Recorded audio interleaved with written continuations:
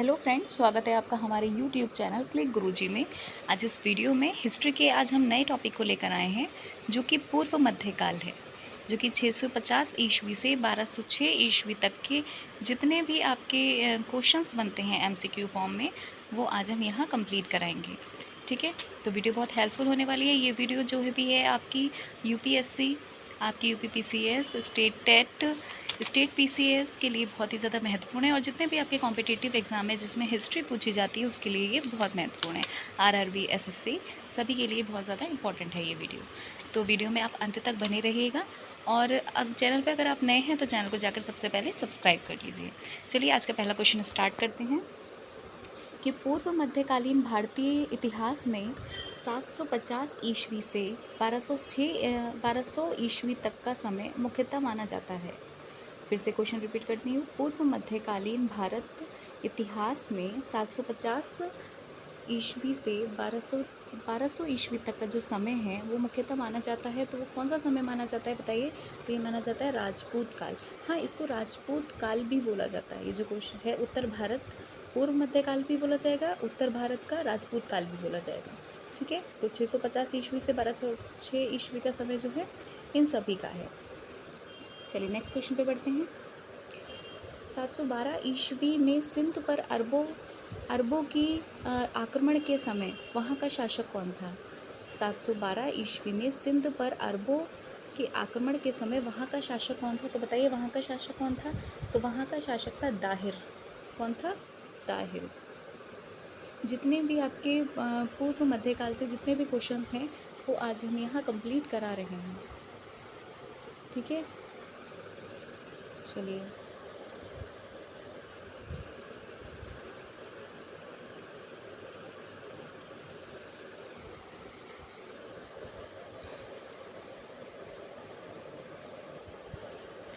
Next question पे बढ़ते हैं। सर्वप्रथम भारत में जजिया कर लगाने का श्रेय सिंध के विजेता मोहम्मद बिन कासिम को दिया गया। सर्वप्रथम भारत में जजिया कर लगाने का श्रेय सिंध के विजेता मोहम्मद बिन कासिम को दिया गया। उसने किस वर्ग को इस कर से पूर्णतः मुक्त रखा? तो बताइए मोहम्मद बिन कासिम ने किस वर्ग को इस कर से पूर्णतः मुक्त रखा? तो इन्होंने जो रखा वो ब्राह्मणों को रखा। किसको रखा? ब्राह्मणों को मोहम्मद बिन कासिम ने जजिया कर से दूर रखा। नेक्स्ट क्वेश्चन पे पढ़ते हैं। किस ग्रंथ के उल्लेख के आधार पर यह माना जाता है कि मलिच्छों के अत्याचार से त्रस्त होकर महर्षि वशिष्ठ ने अत्याचारियों के विनाश हेतु आबू भारत पर एक यज्ञ किया, और यज्ञ के अग्निकुंड से 4 राजपूत कुल जो कि है परमार, चालुक्य, सोलंकी और प्रतिहार एवं चौहान का जन्म हुआ। ठीक है, तो बताइए किसने किस ग्रंथ में उल्लेख है ये? तो ये जो है आपका पृथ्वीराज रासो ने किया। किसमें किया था ये? पृथ्वीराज रासो ने किया था। ठीक है, जिसमें उसके 4 राजपूत कुल थे, परमार, चालुक्य, सोलंकी, प्रतिहार और चौहान का जन्म हुआ। ठीक है, नेक्स्ट पर बढ़ते हैं। ढिलीका जिसको दिल्ली नगर की स्थापना किसने की? ढिलीका जिसको दिल्ली बोलते हैं पहले, नगर की स्थापना किसने की? तो ये की थी आपके तोमरों ने। किसने की थी? तोमरों ने की थी। नेक्स्ट क्वेश्चन पे बढ़ते हैं। इंपॉर्टेंट है ये क्वेश्चन कि दिल्ली नगर की स्थापना किसने की? तो तोमरों ने की थी, याद रखिएगा। उस शासक का नाम क्या है जिसने विजय स्तंभ का निर्माण कराया था? तो उस शासक का नाम बताइए क्या है जिसने विजय स्तंभ का निर्माण कराया था? तो किसने विजय स्तंभ का निर्माण कराया था? ये कराया था राणा कुंभा ने। और देखिए यूपीपीसीएस में आया ये क्वेश्चन, इंपॉर्टेंट है। नेक्स्ट क्वेश्चन पे बढ़ते हैं। निम्नलिखित में से भारत पर पहली बार आक्रमण करने वाला कौन था? तो भारत पर पहली बार आक्रमण करने वाला कौन था? तो ये अरब। कौन था? अरब। ठीक, एसएससी में, यूपीपीसीएस में आया ये क्वेश्चन। नेक्स्ट क्वेश्चन पे बढ़ते हैं। पृथ्वीराज रासो निम्नलिखित में से किसने लिखा था?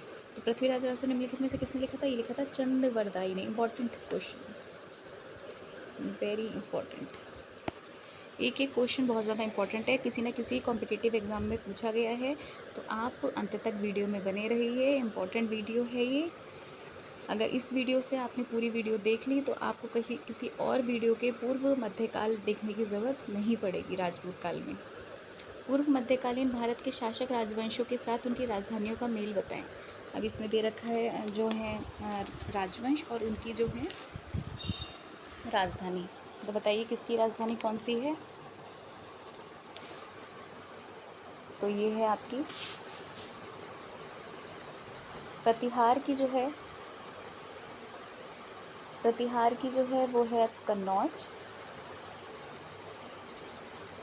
प्रतिहार की कन्नौज है, चंदेल की खजुराहो है, परमार पवार की धार है और चालुक्य या फिर सोलंकियों की अहिलवाड़ा है। इम्पॉर्टेंट है ये, बहुत पूछी जाती है, याद रखिएगा। प्रतिहार या फिर परिहार की किस क्या है? कन्नौज है, चंदेल की खजुराहो है, परमार या पवार की धार है और चालुक्य या सोलंकियों की क्या है? अहिलवाड़ा। ठीक है, इस हिसाब से आपका जो है सी वाला आंसर सही बैठेगा ऑप्शन। नेक्स्ट क्वेश्चन पे बढ़ते हैं। 1100 ईस्वी में निर्मित मंदिर जो भुवनेश्वर के अन्य मंदिरों पर प्रधानता रखता वो कौन सा है? 1100 ईस्वी में निर्मित मंदिर जो भुवनेश्वर के अन्य मंदिरों पर प्रधानता रखता है, तो बताइए वो कौन सा है? तो वो है त्रिभुवनेश्वर लिंगराज। क्या है? त्रिभुवनेश्वर लिंगराज। और देखिए एसएससी में आया है, ये इंपॉर्टेंट क्वेश्चन है। नेक्स्ट क्वेश्चन पर बढ़ते हैं। सबसे इंपॉर्टेंट क्वेश्चन, दिलवाड़ा का मंदिर कहाँ पर स्थित है? बहुत पूछा जाता है ये, आबू भारत में। ठीक है, कहाँ पर स्थित है ये? आबू भारत में। नेक्स्ट क्वेश्चन में बढ़ते हैं। खजुराहो स्थित मंदिरों का निर्माण किसने किया है? खजुराहो स्थित मंदिरों का निर्माण किसने किया है? तो बताइए खजुराहो स्थित मंदिरों का निर्माण किसने किया है? तो ये क्या है? चंदेल राजपूत ने। किसने किया है? चंदेल राजपूत ने। नेक्स्ट क्वेश्चन में बढ़ते हैं। विजय स्तंभ कहाँ स्थित है? विजय स्तंभ है चित्तौड़गढ़ में स्थित। विजय स्तंभ कहाँ पर है? चित्तौड़गढ़ में स्थित है। एक क्वेश्चन बहुत इंपॉर्टेंट है, अच्छे से वॉच करिए आप। लिंगराज मंदिर की नींव डाली थी। लिंगराज मंदिर की नींव किसने डाली थी? तो ययाति केसरी ने डाली थी। ययाति केसरी ने लिंगराज मंदिर की नींव डाली थी। आरआरबी में पूछा गया ये क्वेश्चन। नेक्स्ट क्वेश्चन पढ़ते हैं। सोमनाथ के मंदिर पर 1025, ये सारे क्वेश्चन किसी न किसी इंपॉर्टेंट एग्जाम में आए हुए हैं और एक एक क्वेश्चन बहुत ही ज़्यादा महत्वपूर्ण है। सोमनाथ के मंदिर पर 1225 ईस्वी में मोहम्मद गजनवी के आक्रमण के समय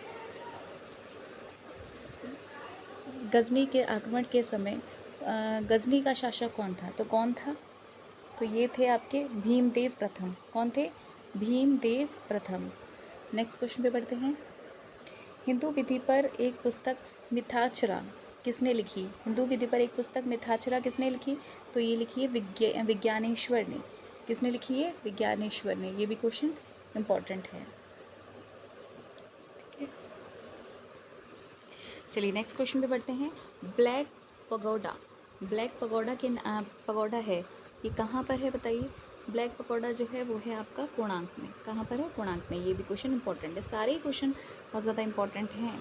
आप देखेंगे तो आप किसी भी अगर कंपटीशन की तैयारी करते होंगे तो उसमें ये सारे क्वेश्चंस आपको प्रीवियस ईयर पेपर में मिलेंगे। सूची 1 को सूची 2 से मिलान करना है। राजवंश दे रखे हैं और राजधानी दे रखी है, तो बताइए क्या होगा? कौन सा होगा?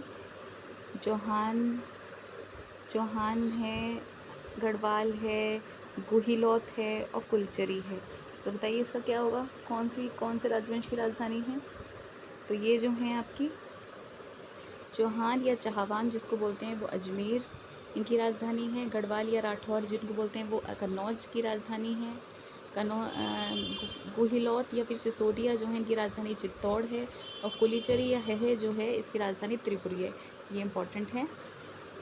राजधानियों से बहुत सारे क्वेश्चन आते हैं। ये राजपूत काल है, राजपूत काल से बहुत सारे क्वेश्चंस यहाँ पर हिस्ट्री में देखे जाते हैं। तो चौहान की क्या है? अजमेर है, गढ़वाल की कन्नौज है, गुहिलौत की चित्तौड़ है और कुलचरी की त्रिपुरी है। ठीक है, इसके हिसाब से आपका जो आंसर होगा ए सही हो जाएगा।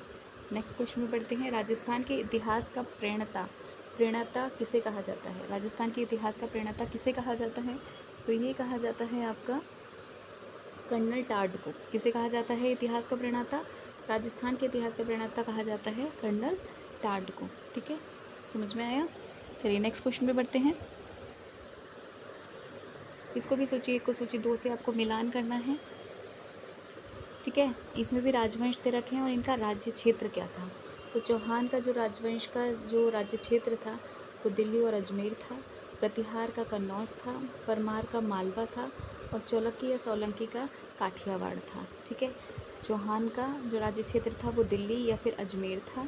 प्रतिहार का राज्य क्षेत्र जो था वो कन्नौज था, परमार का मालवा था और चौलक्य या फिर सोलंकियों का काठियावाड़ था। इस हिसाब से आपका ए ऑप्शन सही हो जाएगा। नेक्स्ट क्वेश्चन पे पढ़ते हैं। ये भी सूची 1 को सूची 2 से मिलान करना है। इसमें राजवंश और राज्य क्षेत्र ही आ गया है इसमें भी, तो चलिए इसको भी बताते हैं क्या होगा। चंदेल राजवंश का जो राज्य क्षेत्र होगा वो जैजाक भुक्ति या फिर बुंदेलखंड होगा, कुलचरी का चेदी होगा, गढ़वाल या राठौर का कन्नौज होगा और गुहिलौत का मेवाड़ होगा। चंदेल राजवंश का जो राज्य क्षेत्र होगा वो क्या होगा, जैजाक या फिर भुक्ति, जैजाक भुक्ति या फिर बुंदेलखंड, कुलचरी का चेदी, गढ़वाल या राठौर का कन्नौज और गुहिलौत का जो है वो मेवाड़ है। इसके हिसाब से आपका ए राइट हो जाएगा। चलिए नेक्स्ट क्वेश्चन में पढ़ते हैं। देखिए सूची वाले क्वेश्चंस बहुत आते हैं, ये बहुत ज़्यादा जो लेवल इनका अच्छा होता है एग्ज़ाम्स का उसमें बहुत पूछे जाते हैं, तो ये क्वेश्चन बहुत इंपॉर्टेंट है। अच्छे से आप वॉच करिए वीडियो को पूरी, फिर किसी और वीडियो को आपको वॉच करने की ज़रूरत नहीं पड़ेगी। चलिए नेक्स्ट पर बढ़ते हैं। इसमें दे रखा है आपको राजवंश और इसमें संस्थापक दे रखे हैं। चौहान राजवंश का संस्थापक वासुदेव है, परमार वंश का संस्थापक सियक द्वितीय श्रीहर्ष हैं, चौलक्य या सोलंकियों का मूलराज प्रथम है और चंदेल का नन्नुक चंदेल है। ठीक है, चौहान वंश का कौन है, वासुदेव हैं, परमार वंश का सियक द्वितीय श्रीहर्ष हैं, चौलक्य या फिर सोलंकियों का मूलराज प्रथम है और चंदेल का नन्नुक चंदेल है। तो इसके हिसाब से आपका बी वाला is the right answer. Next question में बढ़ते हैं। कौन सुमेलित नहीं है, इसमें राजवंश और संस्थापक दे रखे हैं, आपको बताना है कौन सा इसमें सुमेलित नहीं है। तो बताइए किसमें कौन सा सुमेलित नहीं है। देखिए चंदेल का नन्नुक चंदेल है, बिल्कुल सही है। कुलचरी का कोकल प्रथम है, बिल्कुल सही है। गढ़वाल के संस्थापक चंद्रदेव हैं, बिल्कुल सही है। लेकिन राष्ट्रकूट के विजयालय नहीं है। ठीक है, विजयालय नहीं है, इसके हिसाब से ये आपका सुमेलित नहीं होगा। ठीक है, नेक्स्ट क्वेश्चन में पढ़ते हैं। हरिकेली नाटक का रचयिता है, बताइए हरिकेली नाटक का रचयिता कौन है। तो हरिकेली नाटक के रचयिता हैं चौहान शासक विग्रहराज चतुर्थ, जिसको बीसल देव बोलते हैं। हरिकेली नाटक का रचयिता कौन है, चौहान शासक विग्रहराज चतुर्थ बीसल देव। इम्पॉर्टेंट क्वेश्चंस हैं एक एक। नेक्स्ट क्वेश्चन में पढ़ते हैं। किस नाटक के कुछ अंश अढ़ाई दिन का झोपड़ा मस्जिद की दीवारों पर अंकित है। तो किस नाटक के कुछ अंश अढ़ाई दिन का झोपड़ा मस्जिद की दीवारों पर अंकित है, तो बताइए किस नाटक के कुछ अंश हैं। तो ये हैं आपके हरिकेली के। हरिकेली नाटक के कुछ अंश अढ़ाई दिन का झोपड़ा मस्जिद की दीवारों पर अंकित है। नेक्स्ट क्वेश्चन पे बढ़ते हैं। रानी पद्मिनी का नाम अलादीन खिलजी का चित्तौड़ विजय से जोड़ा जाता है। रानी पद्मिनी का नाम अलादीन खिलजी का चित्तौड़ विजय से जोड़ा जाता है। उसके पति का नाम क्या था। ये देखिए यूपी पीसीएस में क्वेश्चन आया है, बताइए उसके पति का नाम क्या था। तो उसके पति का नाम था राणा रतन सिंह। क्या नाम था, राणा रतन सिंह, जिसको पद्मावती बोला जाता है। अलाउद्दीन खिलजी की चित्तौड़ विजय से जोड़ा जाता है, तो ये इनके पति का नाम क्या था, राणा रतन सिंह। ठीक है, यूपी पीसीएस में ये क्वेश्चन पूछा गया है। ठीक है, चलिए नेक्स्ट क्वेश्चन पे बढ़ते हैं। विक्रम शिक्षा केंद्र के संस्थापक का नाम क्या था। विक्रम शिक्षा केंद्र के संस्थापक का नाम क्या था, बताइए। तो विक्रम शिक्षा केंद्र के संस्थापक का नाम था धर्मपाल। पूछा जाएगा विक्रमशिला के जो है वो किसने बनवाया विश्वविद्यालय, तो वो जो था वो धर्मपाल ने बनाया। देखिए पीपीएससी में, सीजीपीएससी में और यूपीपीसीएस में आया है। नेक्स्ट क्वेश्चन पे बढ़ते हैं। निम्नलिखित में से किस मंदिर परिसर में एक भारी भरकम नंदी की मूर्ति है जिसे भारत की विशालतम नंदी मूर्ति कहा जाता है। भारत की विशालतम नंदी मूर्ति कहा जाता है, तो बताइए वो किस मंदिर परिसर में है। तो वो जो है आपका वो है आपका कंदरिया महादेव मंदिर में। यूपीपीसीएस में क्वेश्चन पूछा गया, किस में है, कंदरिया महादेव मंदिर में। नेक्स्ट क्वेश्चन में पढ़ते हैं। निम्नलिखित में से किसे एक नए संवत चलाने का यश प्राप्त है। तो किसे एक नए संवत चलाने का यश प्राप्त है, तो किसे प्राप्त है ये प्राप्त है आपका लक्ष्मण सेन को। किसे प्राप्त है, लक्ष्मण सेन को। यूपीपीसीएस में ये क्वेश्चन पूछा गया है। ठीक है, चलिए नेक्स्ट पे बढ़ते हैं। चलिए नेक्स्ट क्वेश्चन में बढ़ते हैं।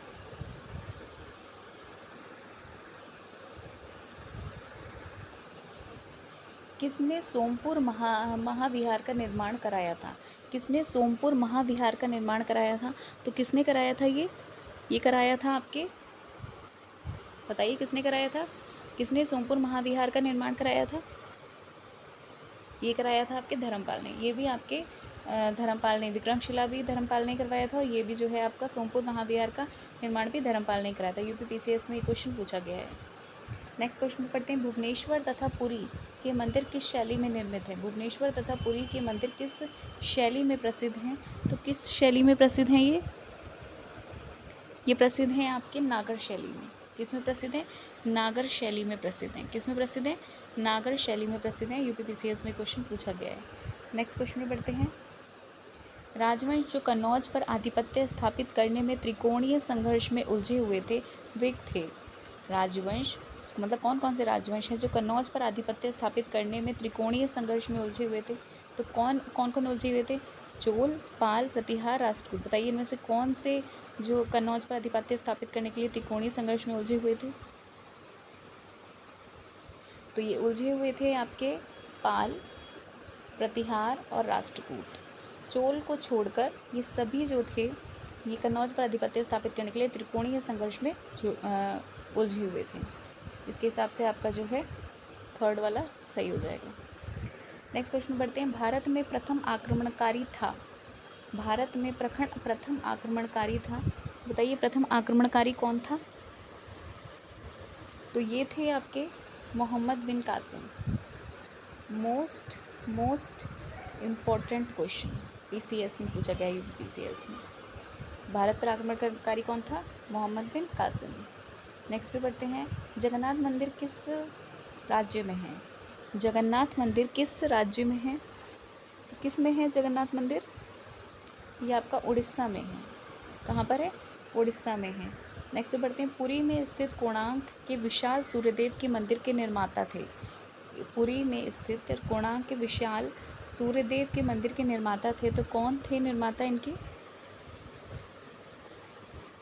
ये थे आपके नरसिंह प्रथम। पुरी में स्थित कोणार्क के विशाल सूर्यदेव के मंदिर के निर्माता कौन थे? नरसिंह प्रथम। ठीक है, नेक्स्ट क्वेश्चन में बढ़ते हैं। देखिए कोई ना, जितने भी आपके क्वेश्चंस मैं करा रही हूँ किसी ना किसी कॉम्पिटिटिव एग्जाम में आए ही हुए हैं। चलिए नेक्स्ट पे बढ़ते हैं। अजयपाल संस्थापक थे। अजयपाल किसके संस्थापक थे? तो अजयपाल जो हैं आपके अजमेर के संस्थापक थे। अजयपाल अजमेर के संस्थापक थे। आरएएस और आरटीएस में पूछा गया ये क्वेश्चन। निम्नलिखित में से कविराज के नाम से विख्यात था। तो कौन कविराज के नाम से विख्यात था? कविराज के नाम से विख्यात थे भोज परमार। भोज परमार कौन थे? भोज परमार जो थे, भोज परमार। ठीक, चलिए नेक्स्ट क्वेश्चन में बढ़ते हैं। भोज परमार द्वारा रचित पुस्तकें हैं। भोज परमार द्वारा रचित पुस्तकें हैं। तो कौन कौन सी भोज परमार द्वारा रचित पुस्तकें हैं? बताइए। भोज परमार द्वारा रचित पुस्तकें हैं आपकी सम्रांगण सूत्रधार, सरस्वती कंठाभरण, योग सूत्रव्रति या फिर आयुर्वेद सर्वस्व। ये जितनी भी हैं सम्रांगण सूत्रधार, सरस्वती कंठाभरण, योग सूत्रव्रति, आयुर्वेद सर्वस्व, ये सारी ही भोज परमार द्वारा रचित पुस्तकें हैं। चलिए नेक्स्ट क्वेश्चन में बढ़ते हैं। सम्रांगण सूत्रधार का विषय है। सम्रांगण सूत्रधार का विषय है। तो सम्रांगण सूत्रधार का विषय क्या है? तो सम्रांगण सूत्रधार का जो विषय है वो है स्थापत्य शास्त्र। क्या है? स्थापत्य शास्त्र। नेक्स्ट क्वेश्चन पे बढ़ते हैं। उसकी मृत्यु से धारा नगरी, विद्या, विद्वान तीनों ही निराश्रित हो गए। उसकी मृत्यु से धारा नगरी, विद्या और विद्वान तीनों ही निराश्रित हो गए। अधधारा, निराधरा, निरालंबा, सरस्वती, पंडिता, खंडिता, सर्वे भोजराहे दिव्यंगता। ये युक्ति किस शासक से संबंध रखती है? ये युक्ति किस शासक से संबंध रखती है? बताइए। तो ये युक्ति जो है आपके भोज परमार से संबंध रखती है। नेक्स्ट क्वेश्चन में बढ़ते हैं। किस शासक के राज दरबार में जैन आचार्य हेमचंद्र को संरक्षण मिला?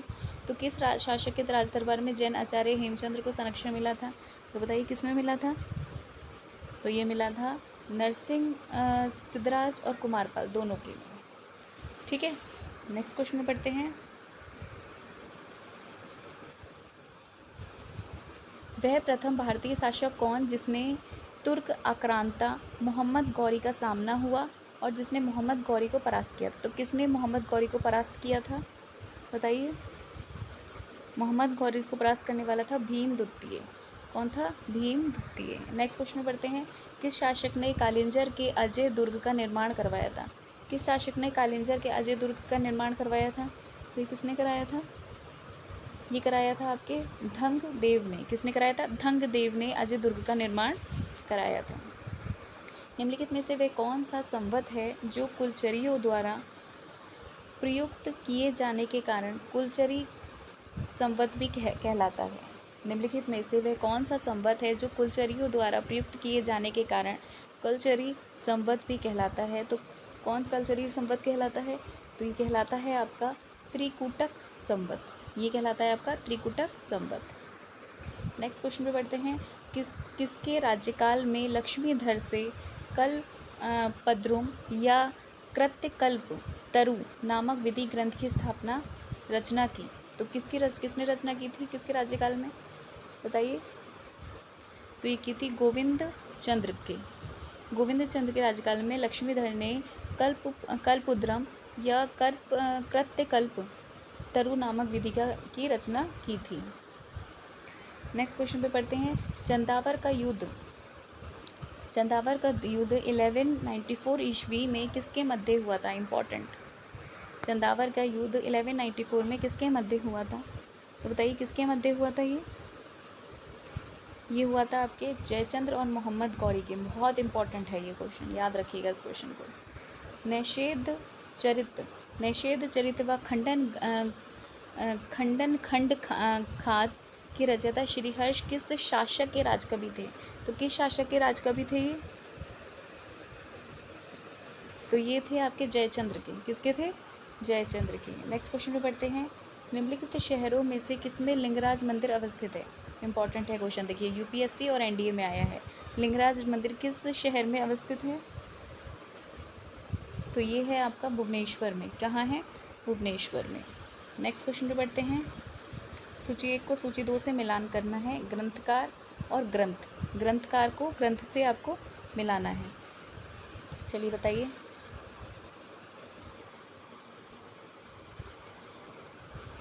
देखिए कल्हड़ ग्रंथकार जो हैं इनका ग्रंथ जो था वो राजतरंगिणी था। बिल्हड़ का विक्रामक देवचरित था। जैनक का पृथ्वीराज विजय था और सोमदेव का ललित विग्रह राज था। कल्हड़ का राजतरंगिणी था। बिल्हड़ का विक्रामक देव चरित था। जैनक का आपका पृथ्वीराज विजय था और सोमदेव का आपका ललित विग्रह राज था। इसके हिसाब से आपका ए सही हो गया है। तो इसी के साथ जितने भी आपके 50 क्वेश्चंस थे मैंने यहाँ कंप्लीट करा दिए हैं। आप बताइए कमेंट सेक्शन में आपके कितने क्वेश्चंस यहाँ पर ठीक बैठ रहे हैं। वीडियो अगर आपके लिए हेल्पफुल रही हो, अच्छी लगी हो तो प्लीज़ वीडियो को लाइक और चैनल को हमारे सब्सक्राइब कर लीजिए, जिससे इसी तरह से हम महत्वपूर्ण वीडियो आपके लिए लाते रहें। और जितना भी हिस्ट्री का पोर्शन है हम यहाँ कंप्लीट कराएँ सिलेबस। उसके बाद हिस्ट्री की सीरीज़ चल रही है। उसके बाद हमारी पॉलिटी और ज्योग्राफी की भी सीरीज़ चलेगी। सारे जितने भी जीके जीएस से कंप्लीट कराएंगे। इसके साथ मैथ्स की क्लासेस भी चलती हैं हमारे चैनल पर। चलिए नेक्स्ट वीडियो में मिलते हैं, तब तक के लिए थैंक यू, धन्यवाद, जय हिंद।